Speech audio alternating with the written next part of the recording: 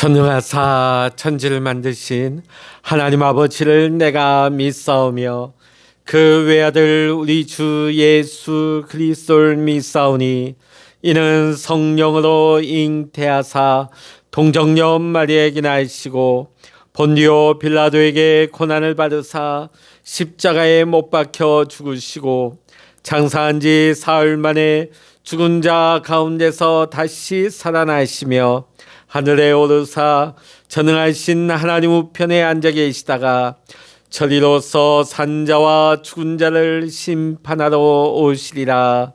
성령을 믿사오며 거룩한 공예와 성도가 서로 교통하는 것과 죄를 사하여 주시는 것과 몸이 다시 사는 것과 영원히 사는 것을 믿사옵나이다. 아멘. 찬송가 395장입니다. 찬송 395장입니다.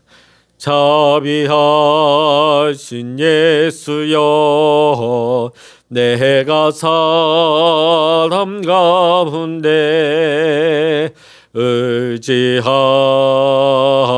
없으니 슬픈 자가 됩니다. 마음 심히 어두니 밝게 하여 주소서. 나를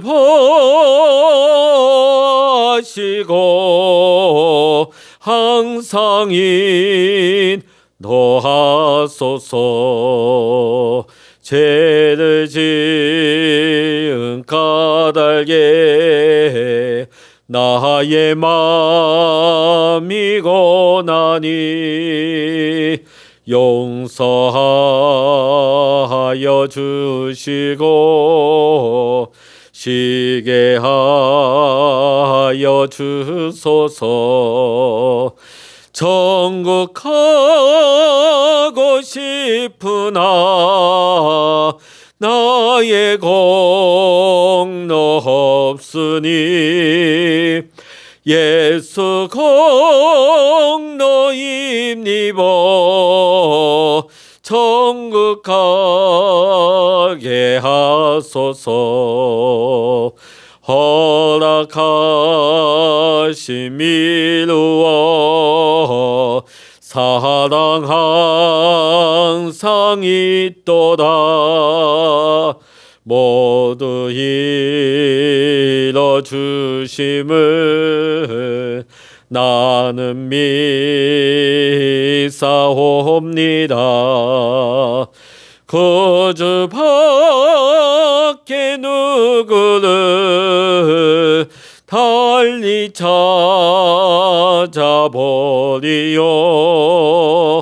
복과 영생 예수니 더 원할 것 없도다.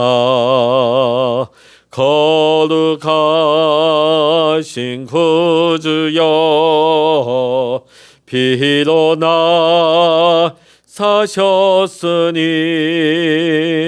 어찌 감사하온지 말로 할 수 없도다. 주의 귀한 영상을 나도 읽게 하시고 하늘 나아가서도 사랑하게 하소서.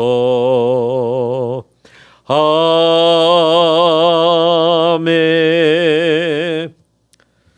이 시간 우리에게 주시는 하나님의 말씀, 신약 성서 로마서 7장 1절로부터 13절까지입니다. 신약 성서 248면 로마서 7장 1절로부터 13절까지 함께 읽겠습니다. 형제들아, 내가 법 아는 자들에게 말하노니 너희는 그 법이 사람이 살 동안만 그를 주관하는 줄을 알지 못하느냐. 남편이 있는 여인이 그 남편 생전에는 법으로 그에게 매인바되나 만일 그 남편이 죽으면 남편의 법에서 벗어나느니라. 그러므로 만일 그 남편 생전에 다른 남편에게 가면 음녀라. 그러나 만일 남편이 죽으면 그 법에서 자유롭게 되나니 다른 남자에게 갈지라도 음녀가 되지 아니하느니라. 그러므로 내 형제들아, 너희도 그리스도의 몸으로 말미암아 율법에 대하여 죽임을 당하였으니 이는 다르니 곧 죽은 자 가운데서 살아나신 이에게 가서 우리가 하나님을 위하여 열매를 맺게 하려 함이라. 우리가 육신에 있을 때는 율법으로 말미암는 죄의 정력이 우리 지체 중에 역사하여 우리로 사망을 위하여 열매를 맺게 하였더니 이제는 우리가 얽매였던 것에 대하여 죽었으므로 율법에서 벗어났으니 이러므로 우리가 영의 새로운 것으로 섬길 것이요 율법 조문에 죽은 것으로 아니할지니라. 그런즉 우리가 무슨 말을 하리요? 율법이 죄냐? 그럴 수 없느니라. 율법으로 말미암지 않고는 내가 죄를 알지 못하였으니 곧 율법이 탐내지 말라 하지 아니하였더라면 내가 탐심을 알지 못하였으리라. 그러나 죄가 기회를 타서 계명으로 말미암아 내 속에서 온갖 탐심을 이루었나니 이는 율법이 없으면 죄가 죽은 것임이라. 전에 율법을 깨닫지 못했을 때는 내가 살았더니 계명의 이름에 죄는 살아나고 나는 죽었도다. 생명에 이르게 할 그 계명이 내게 대하여 도리어 사망에 이르게 하는 것이 되었도다. 죄가 기회를 타서 계명으로 말미암아 나를 속이고 그것으로 나를 죽였는지라. 이로보건대 율법은 거룩하고 계명도 거룩하고 의로우며 선하도다. 그런즉 선한 것이 내게 사망이 되었느냐? 그럴 수 없느니라. 오직 죄가 죄로 드러나기 위하여 선한 그것으로 말미암아 나를 죽게 만들었으니 이는 계명으로 말미암아 죄로 심히 죄 되게 하려 함이라. 아멘. 할렐루야. 오늘 이 아침에도 함께 기도하시는 우리 사랑하는 모든 믿음의 성도 여러분과 여러분의 가정과 여러분의 기도의 제목 위에 오늘도 하나님의 크신 은혜와 평강의 축복이 함께 하시기를 주의 이름으로 간절히 축원합니다. 여러분, 세상에 많은 좋은 말들이 있지만은 그중에 제일 매력적이고 감동적인 말이 있다면 그것은 바로 은혜라는 말일 것입니다. 왜냐하면 우리의 구원이 하나님의 은혜가 없이는 불가능하기 때문입니다. 우리의 생명이 지금까지 존속할 수 있는 것도 하나님의 은혜가 아니면 불가능합니다. 이 시간에 저와 여러분이 함께 기도 드리는 것 그 자체가 은혜라는 말을 빼놓고서는 설명할 길이 없는 것입니다. 저는 새벽마다 이 로마서를 통하여서 제 개인적인 바람이 있다면 이 말씀을 함께 보는 우리 성도님들이 하나님의 은혜에 깊이 젖어드는 은혜의 역사가 있기를 간절히 소망합니다. 지금 이 성경을 기록하고 있는 사도 바울도 과거에는 법만 따졌던 율법적인 사람이었습니다. 그리고 매사에 자신만만한 사람이었습니다. 그러나 예수 그리스도 은혜의 포로가 된 이후에는 입만 벌렸다 하면 하나님의 은혜를 찬송하는 사람으로 변하였던 것입니다. 그리스도인은 누구의 지배를 받으며 살아간다고 생각하십니까? 사도 바울은 로마서 6장 14절에 이렇게 말했습니다. 그리스도인의 소속에 대해서 분명히 말했죠.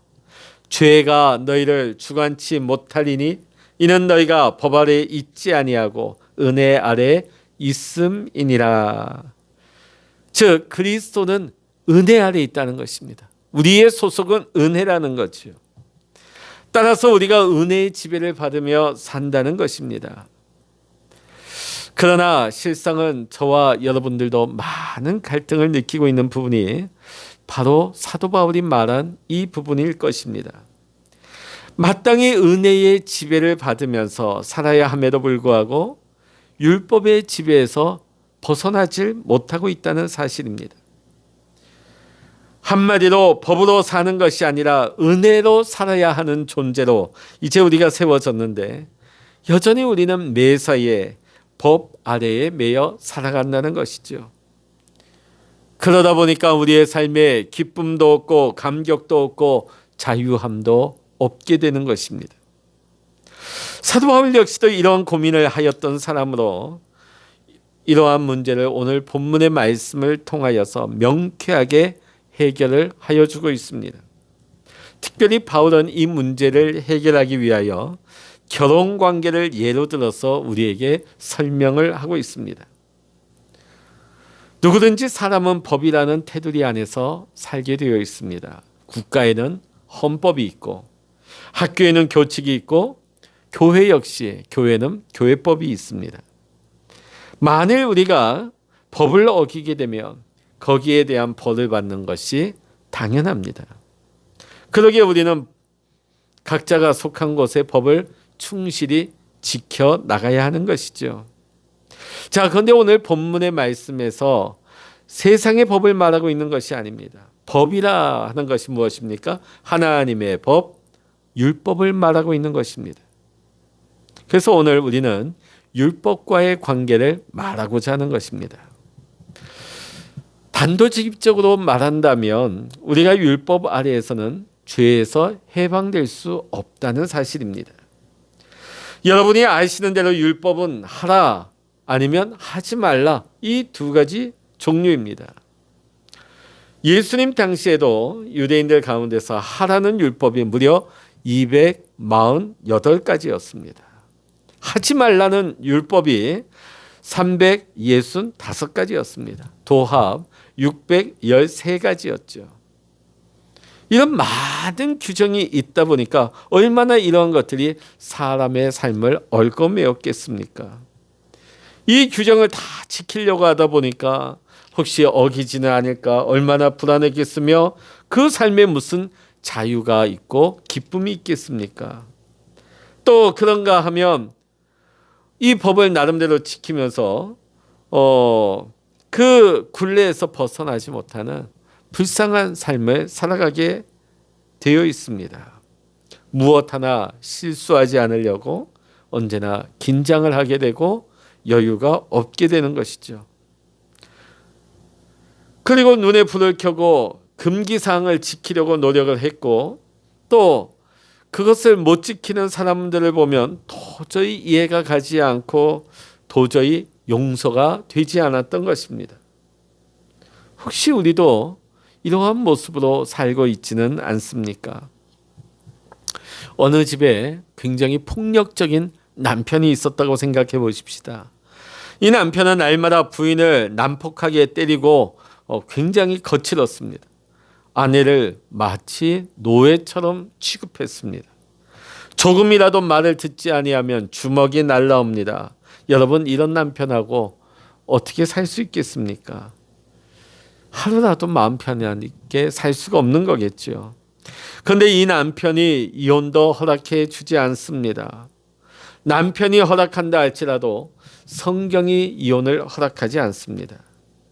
자, 이런 경우에는 이 부인이 남편의 이 사슬에서, 폭력의 사슬에서 벗어날 수 있는 방법은 딱 하나밖에 없습니다.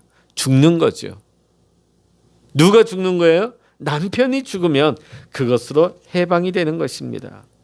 남편이 죽게 되면 다른 남자에게 시집을 가도 더 이상 음녀라고 손가락질을 받지 않는 것입니다. 오늘 사도 바울은 이러한 원리를 가지고 본문 1절에서 3절까지를 말하고 있습니다.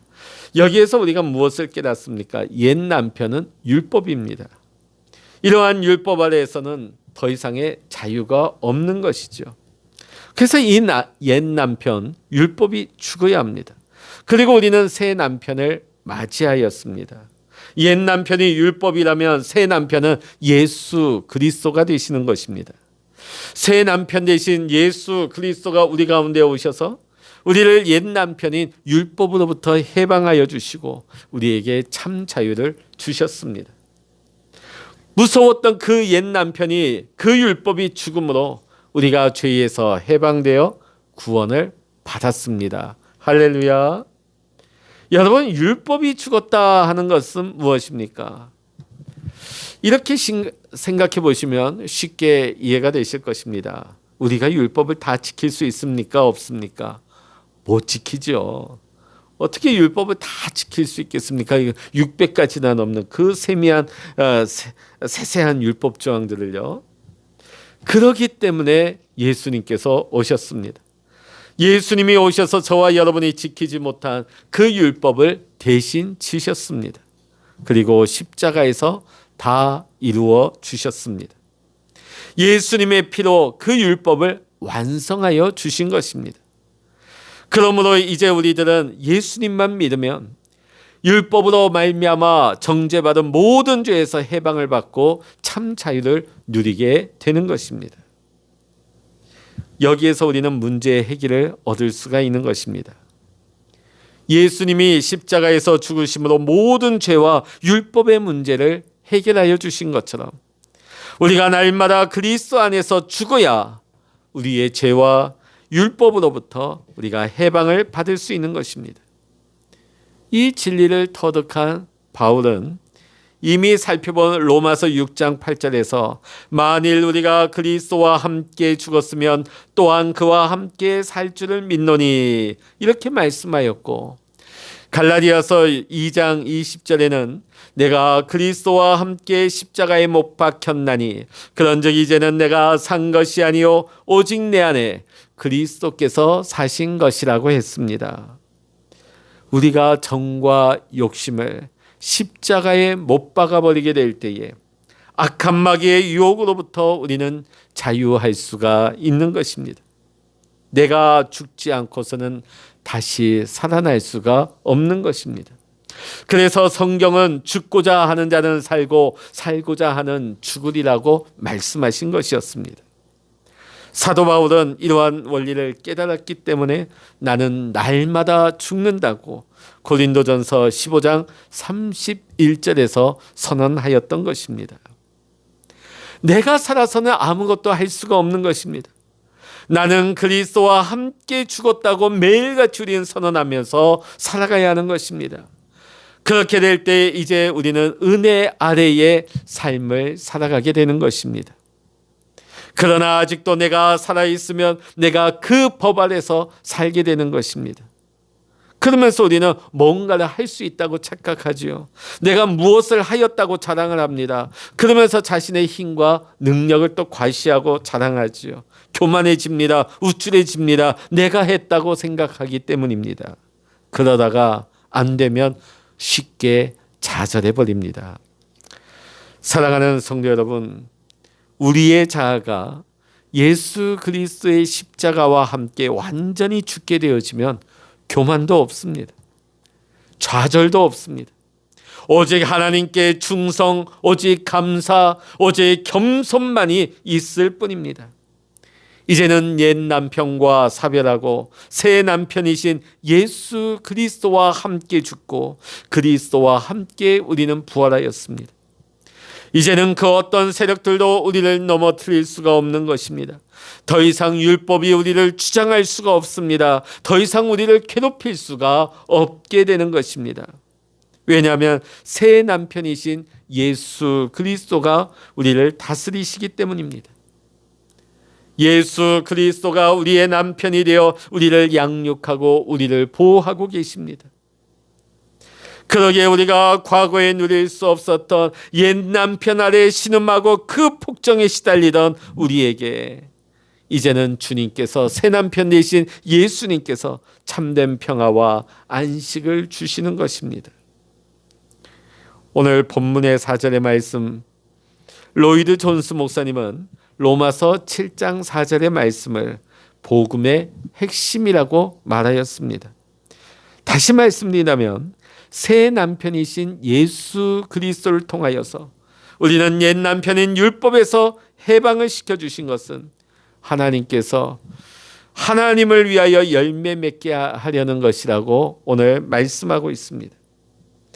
오늘 하나님께서 저와 여러분에게 십자가라고 하는 엄청난 대가를 치르시면서 우리에게 새 남편 예수 그리스도를 허락하신 것은 우리가 마음대로 생활하고 마음대로 죄 지으면서 살라고 이렇게 하신 것이 아닙니다.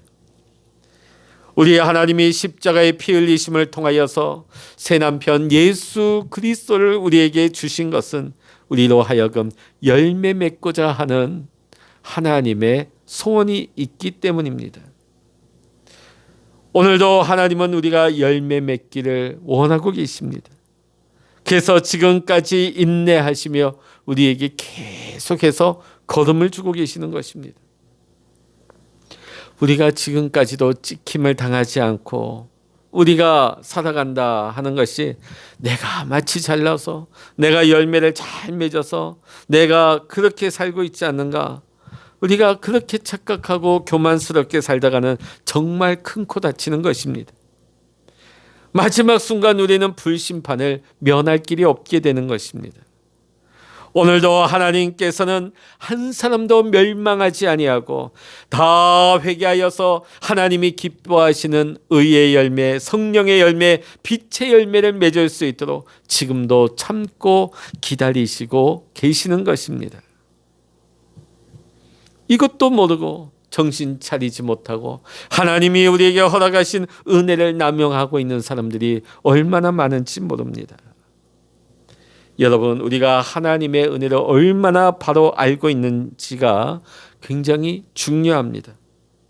예수님이 오신 것도 양으로 하여금 생명을 얻고 더 풍성히 얻게 하려는 것이라고 예수님은 말씀하셨습니다.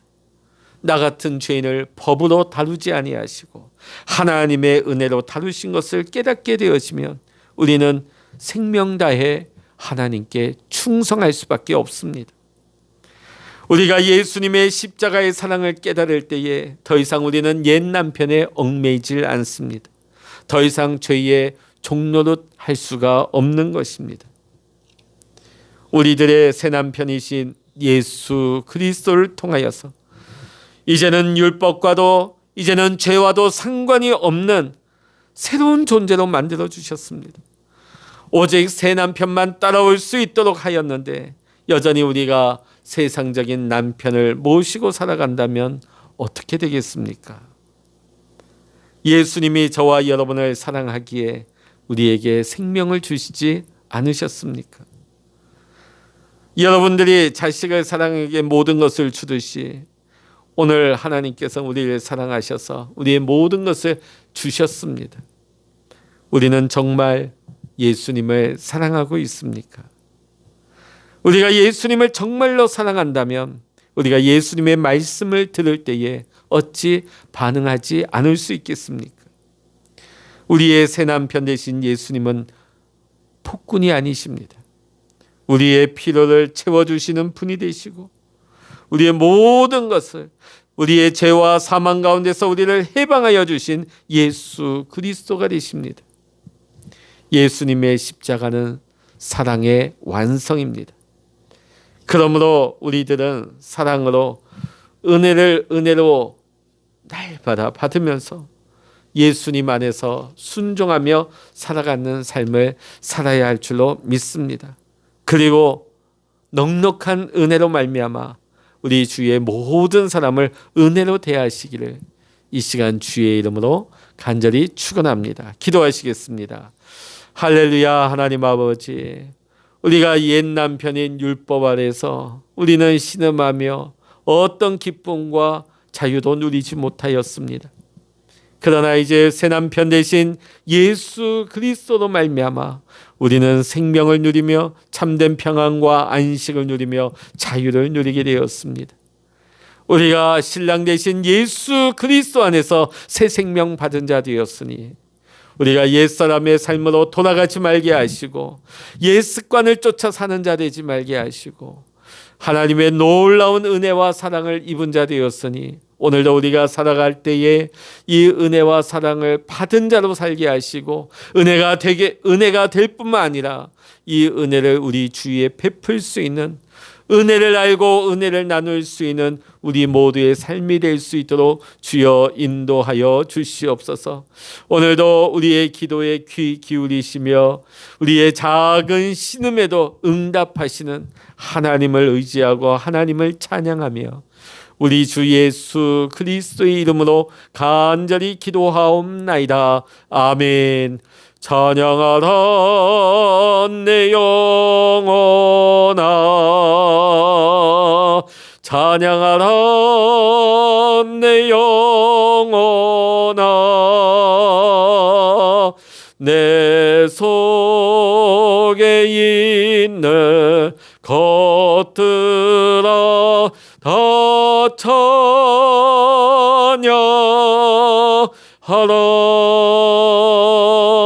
기도하라 내 영혼아, 기도하라 내 영혼아, 내 속에 있는 것들아 다 기도하라.